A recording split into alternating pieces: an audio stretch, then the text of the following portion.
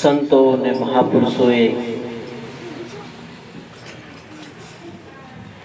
તમને મને જે સત્ય જ્ઞાન આપ્યું, જે સત્ય પ્રકાશ આપ્યો,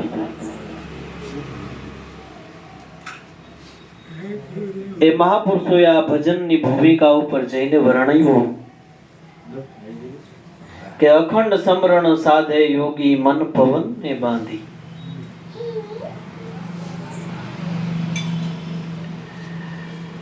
તમારા મનનું ઉપાદાન કારણ છે એ તમારો શ્વાસ ને ઉશ્વાસ છે. એમાંથી ઉત્પન્ન થનારું છે મન. કોઈ એવું અંગ નથી કે કોઈ ડોક્ટરો કે કોઈ વૈજ્ઞાનિકો આજ દી સુધીમાં એને પકડી શક્યા નથી. એનું ઉપાદાન કારણ છે એ તમારો મારો શ્વાસ ને ઉચ્છ્વાસ છે. એટલે કીધું અખંડ સમરણ સાધે યોગી મન પવન ને બાંધી. શેનાથી? તો કે આ શ્વાસો શ્વાસ ની અંદર જે સુરતા રાખે, જે શબ્દ કાયમ ને ટંકશાળ ભરી એની અંદર જે સુરતા રાખે છે એને આ મન છે હાથ આવે છે. એટલે ત્યાં પહોંચીને સંતોએ લખ્યું મનરૂપી મૃગરાને મારો મામત ક્યાં મનરૂપી પગલાને મારો. પણ કેવી રીતે હાથ આવે? તો સંતોએ મહાપુરુષોએ તમને મને બતાવ્યું કે અખંડ સમરણ સાધે યોગી, કે સમરણ તો કાયમ ને માટે હાલી રહ્યું છે. એ કોઈ દી ખંડિત નથી. મન પવન મન છે એ તારું શ્વાસ ને ઉચ્છ્વાસ નું ઉપાદાન કારણ છે. શ્વાસ છે એ કાંઈક વિચાર લઈને જન્મ ધારણ કરે છે. કાંઈક એવા રાગ દ્વેષ ની અંદર જ્યાં સુધી તમારું મારા વિચાર હશે, વિચારની ભૂમિકાની અંદર જ્યાં સુધી તમારું મારું મન હશે, ત્યાં સુધી અખંડ સમરણ છે જેમ છે એમ યથાર્થ તમને મને એનો ખ્યાલ નહીં આવે. અને સંતોને જેમ જેમ યથાર્થ જ્ઞાન થયું, જેમ જેમ એને ઓળખાણ થઈ, એટલે લખ્યું કે અખંડ સમરણ સાધે યોગ્યા મન પવન ને બાંધી. ત્યાં ધ્યાન રાખે, નિશાન નક્કી કર્યું મહાપુરુષોએ, જે તમને મને બતાવ્યું છે. જગતનો ગમે એ મહાપુરુષ હોય તોય ભલે, જગતનો ગમે એ અવતાર હોય તોય ભલે, જે અવતાર થયા, જે મહાપુરુષો થયા, એ બધાયા એક લક્ષ્યને જ સેવું છે જે તમને મને બતાવ્યું. એટલે કે 10 અવતાર લીનો સબનામા કારણ ભક્તિ કાજા, એક પલક में सब ही हुआ तो मूर्ति उठा वाजा, संतो नाम शब्द नाम राजा. હે રાજાનો રાજા, મહારાજાનો મહારાજા, જે તમને મને નામ ઓળખાયું ઈ છે. ઘટો ઘટની અંદર કાયમ ને માટે વ્યાપક છે. પણ ક્યારે? જ્યારે અખંડ ધારા છે કાયમ ને માટે. બાપા આપણને ઘણી વખત સંતો મહાપુરુષોનો દાખલા દેતા હોય કે ઘણી વખત કહેતા હોય, અમે ઘણી વખત મળ્યા ત્યારે પણ બાપા વાત કરતા હોય કે ભાઈ આ તો સળંગ શેરડો છે કાયમ ને માટે. આ એક જુગથી નહીં પણ અનંત જુગથી કાયમ ને માટે આ શેરડો હાયલો આવ્યો. આ ઈ શેરડાની વાતો મહાપુરુષો કરે છે. આ ઈ ધર્મના ધુરંધર ધણી થઈને આ પુરુષો આવ્યા છે જે તમને મને ઓળખાવે છે. પણ જ્યાં સુધી આ અખંડની તમને મને ઓળખાણ ન થાય, શું કામ ન થાય? કે મન પવનને બાંધ્યો નથી, એક નિશાન નક્કી નથી કર્યું.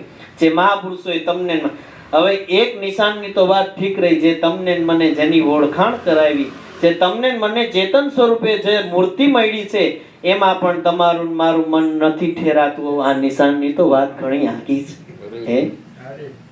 ચેતન સ્વરૂપે જે તમને મને મૂર્તિ મળી છે, એમાં તમારું મારું કાયમ ને માટે લક્ષ્ય. આપણને દિનુભાઈ પણ ઘણી વખત સત્સંગની અંદર એમ કહેતા હોય કે તમે કાંઈ ન કરો તોય કાંઈ નહીં, તમે આંખનો પલકારો ઉઘડે બંધ થાય, ઉઘડે બંધ થાય, ગમે એ કામ કરતા હોય, સંસાર વ્યવહારનું હોય તોય ભલે, આધ્યાત્મિક હોય તોય ભલે, ધંધા ઉદ્યમ કામ કમાણી કરો તોય ભલે, બેનો રસોઈ કરતી હોય તોય ભલે, પણ બાપાની સ્મૃતિ કાયમ ને માટે તમારે નજરમાં રાખો એટલે તમારું નિશાન નક્કી.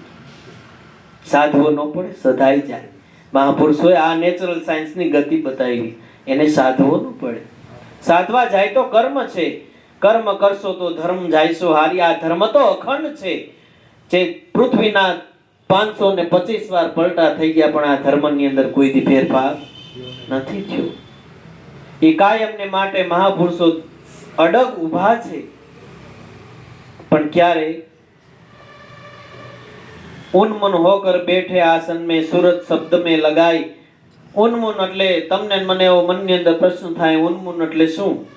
ઉન્મુન એટલે કાંઈ શ્વાસ ને ઉચ્છ્વાસી તમારું ઉન ને મુન છે। उन्मुन लेकर बैठे आसन में सुरता शब्द में लगाई। જે તમને સુરતાનો દોર મહાપુરુષોએ જ્યાં સાંધ્યો છે, એ સુરતાના દોર ઉપરથી હમણાં મેં કીધું એક અખંડ બાપાએ કીધું સળંગ શેરડો, એમાં શબ્દનો એક સળંગ શેરડો છે।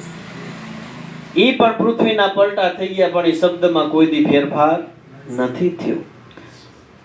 આ મન ને પવનની ઉપર, પવન છે એ કાયમને માટે આ પૃથ્વીની ઉપર છે, પણ એ પવનની અંદર તમે એમ ન કહી શકો કે પવનની અંદર તમે ચેતવી ન શકો કે આનો જ પવન છે। ચેતવી શકાય? ન ચેતવી શકાય। અને સંતોએ મહાપુરુષોએ તમને મને એ ચેતવવા માટેનું સાધન આપ્યું। અખંડ સમરણ સાધે યોગી આ મન પવનને બાંધી, મનરૂપી પવનને બાંધી લે તો તને અખંડ સમરણ છે એ હાથ આવે એવું છે, એમનેમ આવે એવું નથી। જે સંતો ને મહાપુરુષો આ ધરતી ઉપર આવ્યા અને જેને જેને બાપા આ પદની પારખ થઈને એને આ અખંડ થકી જ થઈ છે। બાકી તો ખંડિત બધું છે સંસારની અંદર। જોવો તમે, કાલ હવારે આ બાપાનો દેહ છે, કાલ હવારે નહીં હોય, તમારો મારો દેહ છે, કાલ હવારે નહીં હોય, આ બધું ખંડિત છે। એટલે તુલસીદાસે રામાયણની અંદર પણ કીધું કે ગો ગોચર દ્રષ્ટિ જ્યાં લગી જાવે ત્યાં લગી માયા જાને હું ભાઈ। જ્યાં સુધી આ તમને દ્રષ્ટિમાં બધું આવે છે એ બધું નાશવંત છે। શાશ્વત તો એક તમને મને જે નામ ઓળખાયું કાયમને માટે શાશ્વત છે, એ નક્કી કરી લે, એનો ધડો બાંધી લે, એનો મૂળો મજબૂત કરી લે। અને મહાપુરુષો આ ધર્મનો બુંગીઓ એટલે જ વગાડે છે કે એના મન મજબૂત થયા ને તમારા મારાય થાય હે।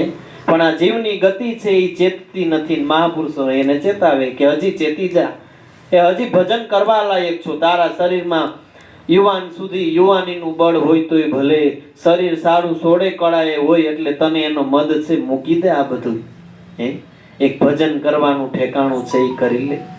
કઈ આ દેહ કાલ દગો દઈને વયો જાય કાંઈ ખબર નથી। પણ સંતોએ મહાપુરુષોએ જે અખંડ ધારા ઓળખાવી છે, વારંવાર એની પોઈન્ટ ઉપર આવું કે અખંડ સમરણ સાધે યોગી મન પવનને બાંધી। કાયમને માટે જે તમને મને જ્ઞાન કરાયું છે, આ એક જ લીટીની અંદર તમામ વસ્તુ આવી જાય કે એક નિશાન નક્કી કરી ત્યાં તારું મન ઠેરાવી દે।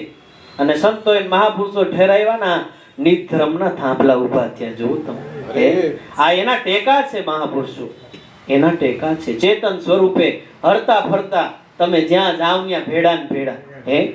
ઓલો તો ખામ તમે સમાધિ હોય તોય ભલે, કોઈ મૂર્તિ લ્યો તોય ભલે, એ તો ત્યાં સ્થાયી છે, એ કાંઈ તમારી હારે આવતી નથી, આવે છે કાંઈ નથી। આ ધર્મ રૂપી ટેકા અને થાંભલા છે તમારી હારે નાયરે।